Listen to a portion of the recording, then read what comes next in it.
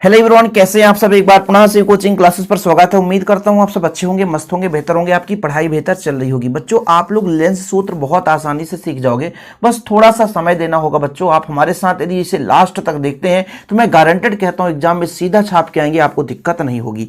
बच्चों, सबसे पहले बात करते हैं, हमारे ये उत्तल लेंस है, ये हमारा अवतल लेंस है। हम किसी एक लेंस के सहारे से हम पूरा थ्योरम निकालेंगे। सबसे पहले हम बात करते हैं, ये हमारा लेंस है, इसके सामने एक बिंदु वस्तु रखा हुआ है। लेंस में दो पृष्ठ है बच्चों, एक पृष्ठ यहां से प्रकाश किरण चलती है और एक सीधी चलती है। क्योंकि आपको पता होना चाहिए कि जब दो किरणें आपस में मिलती तभी प्रतिबिंब बनता है। जैसे मान लीजिए एक किरण यहां से चली बच्चों और सीधे चली गई, सीधे चली गई। एक प्रकाश किरण यहां से चली और अपवर्तन के फलस्वरूप यहां पर मिली, और जहां पर मिली वहीं पे उसका प्रतिबिंब बना। हम पूरा डिटेल्स नहीं लिखेंगे, एग्जाम में जितना लिखना वही हम बताते हैं आपको। कि माना ए बी और सी डी, ठीक है, दो पृष्ठों से मिलकर एक लेंस है। ठीक है बच्चों, अब लेंस के सम्मुख मुख अक्ष पर एक बिंदु वस्तु ओ रखा हुआ है। यहां से एक प्रकाश किरण चलती है सीधे प्रकाशिक केंद्र से, यहां पर प्रकाशिक केंद्र है, सीधे चली जाती है, और एक प्रकाश किरण यहां से चलती है, अपवर्तन के फलस्वरूप यहां पे मिलती है। तो पहले पृष्ठ का जो हमारा ए बी पृष्ठ है, इसके द्वारा प्रतिबिंब I1 पर बना। क्या बच्चों? I1 पर बना। लेकिन अंतिम जो प्रतिबिंब, यानी यहां से मैं कह दूं कि I1 का दूरी जो होगा वो आपका V1 होगा। क्या होगा? V1 होगा। लेकिन फाइनल जो प्रतिबिंब बच्चों, फाइनल प्रतिबिंब कहां पर बनेगा? I पर बनेगा। तो यहां से यहां तक की दूरी जो आपकी V हो जाएगी। ठीक है, आप समझिएगा। ठीक है, फाइनल प्रतिबिंब, क्योंकि पहले पृष्ठ का प्रतिबिंब I1 पर बना है। फिर जो I1 है वो दूसरे के लिए वस्तु का आकार करता है, समझिएगा। I1 जो है दूसरे के लिए वस्तु का आकार करता है, और जो दूसरा पृष्ठ है उसका फाइनल प्रतिबिंब I पर बनता है। यहां तक क्लियर बच्चों? तो हम मान के चलते हैं प्रकाशिक केंद्र से वस्तु की दूरी को हम क्या मानेंगे बच्चों? प्रकाशिक केंद्र से वस्तु की दूरी को U मानेंगे। और ध्यान रखना है, प्रकाश किरण की विपरीत दिशा में यदि हम लेते हैं तो माइनस लेकर चलेंगे, और प्रकाश किरण जैसे इधर चल रही है इसी दिशा में दूरी मापेंगे तो प्लस चलेंगे। ठीक है, मतलब प्लस और माइनस का चिन्ह कब लिया जाता है? प्रकाश किरण के दिशा के विपरीत यदि है तो माइनस, और प्रकाश किरण की दिशा में दूरी ले रहे हैं तो प्लस होगा। तो हमने कहा बच्चों वस्तु की दूरी U है, हमारा I1 की दूरी V1 है, और I की दूरी V है। ठीक है, ठीक है, कोई दिक्कत तो नहीं बच्चों? चीजें क्लियर है? पहले पृष्ठ द्वारा प्रतिबिंब I1 पर बना, और दूसरे पृष्ठ के लिए I1 वस्तु का कार्य करेगा, फाइनल प्रतिबिंब I पर बना। इतना क्लियर तो सब कुछ खत्म हो जाएगा। क्यों? क्योंकि भाई साहब वही चीज तुमने लिखा है कि वस्तु की दूरी, प्रतिबिंब की दूरी, और लास्ट में जो आपका अंतिम प्रतिबिंब I की दूरी भी है। अब हमने कहा जो ए बी पृष्ठ है इसका प्रतिबिंब I पर बने, तो अपवर्तन सूत्र से कोई बच्चा बता सकता है अपवर्तन सूत्र? यदि अपवर्तन सूत्र आपसे नहीं बन रहा तो फिर थ्योरम नहीं बनेगा। ध्यान रखिएगा, अपवर्तन सूत्र मैं बार बार कह रहा हूं, अपवर्तन सूत्र पहले आपको याद रहना चाहिए।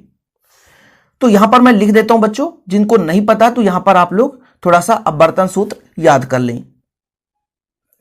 ये होता बच्चों म्यू अपान V माइनस 1 अपान U इक्वल म्यू माइनस 1 अपान R से, इसी से हम करेंगे। अब ये है क्या, थोड़ा सा समझने की कोशिश करेंगे। म्यू तो अपवर्तनांक है तो ये म्यू ही रहेगा। V क्या है? प्रतिबिंब की दूरी। तो पहले पृष्ठ के लिए V1 है प्रतिबिंब की दूरी। ध्यान रखना, ये जो V रिप्रेजेंट करता है बच्चों, प्रतिबिंब की दूरी है। तो पहले पृष्ठ के लिए प्रतिबिंब की दूरी V1 है, तो यहां पर मैं V1 करूंगा, प्लस ही रहेगा। जानते हैं क्यों? क्योंकि प्रकाश किरण इधर ही चल रही है और हम इधर ही दूरी माप रहे हैं। दूसरा कंडीशन, ये आपका U क्या है बच्चों? U ये वस्तु की दूरी है।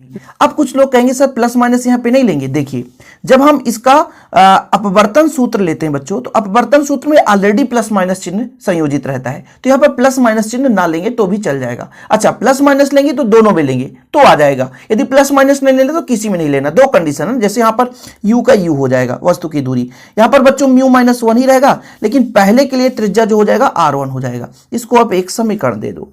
अब थोड़ा सा, ये हमारा पहले पृष्ठ के लिए था, ए बी के लिए था। अब हम दूसरे पृष्ठ के लिए करेंगे। दूसरे पृष्ठ के लिए I1 वस्तु का कार्य करता है और अंतिम प्रतिबिंब I पर बनता है। तो यहां पर मैंने लिख दिया है कि दूसरे पृष्ठ के लिए I1 वस्तु का कार्य करता है तथा अंतिम प्रतिबिंब I पर बनता है। ठीक है, अब देखो बच्चों, ये जो अपवर्तनांक है ना, ये भी थोड़ा सा चेंज हो जाएगा, थोड़ा सा चेंज हो जाएगा बच्चों। जैसे म्यू है तो हम जब बदलते हैं तो वो उल्टा हो जाता है, तो म्यू का हो जाएगा 1 अपान म्यू। ठीक है, और ये आपका V क्या है? V क्या है? वो आपका प्रतिबिंब का दूरी बच्चों। तो पहला जो I1 है ये दूसरे के लिए वस्तु का कार्य करता है, और I जो है ये प्रतिबिंब है, तो इसकी दूरी V है तो V ही लेंगे। ध्यान रखिएगा, तो यहां पर V लेंगे बच्चों। ठीक, माइनस 1 अपान U। U होता है, लेकिन U क्या है? U जो बच्चों वस्तु का कार्य, वस्तु कौन है? वस्तु इसके लिए कौन है? दूसरे पृष्ठ के लिए ये I1 है, तो इसकी दूरी V1 है। ठीक है, इसी में लोग कंफ्यूज हो जाते हैं कि सर कैसे कैसे आ गया, यहां भी V1 यहां V1।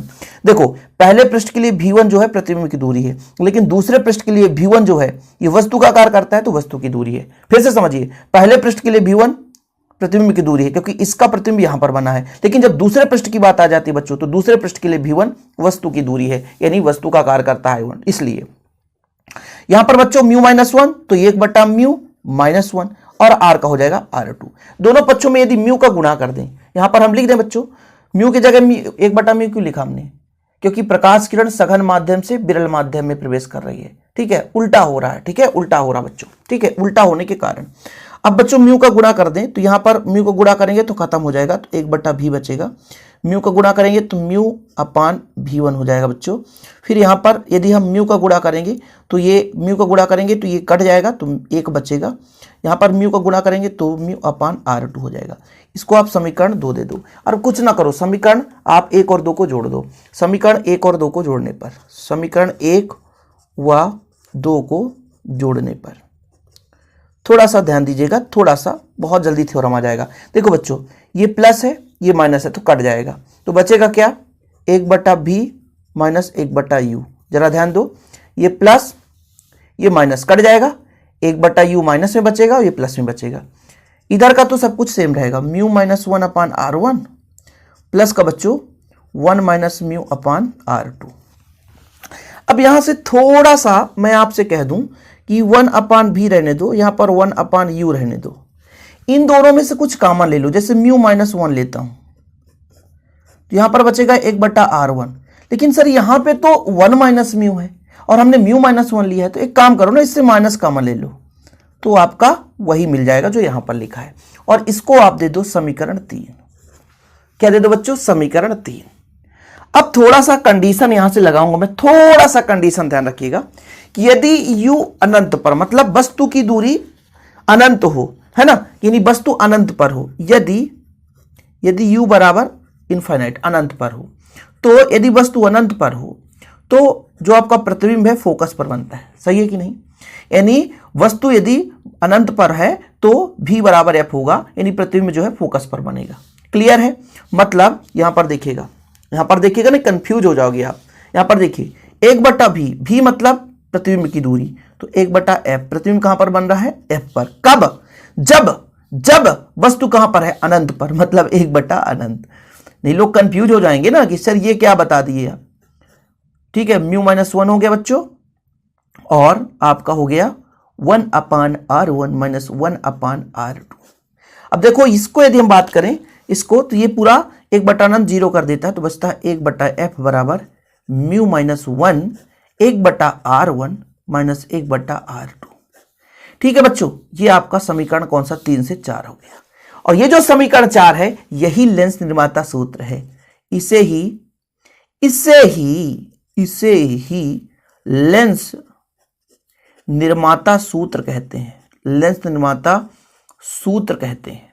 एग्जाम में बनेगा कि नहीं, बनेगा कि नहीं, इतना कम समय में बताओ भाई साहब, बताओ। इतना कम समय में यदि इससे भी आसान कोई बताए तो मैं नामुमकिन समझता हूं, क्योंकि भाई साहब इतना कम समय में आपको क्लियर करा रहा हूं। प्लीज यार, वीडियो पसंद है तो प्लीज लाइक करके शेयर कर दीजिएगा और चैनल पे पहली बार आए चैनल को सब्सक्राइब कर लीजिएगा। ज्यादा नहीं बोलूंगा, आपकी इच्छा है। जय हिंद, वंदे मातरम।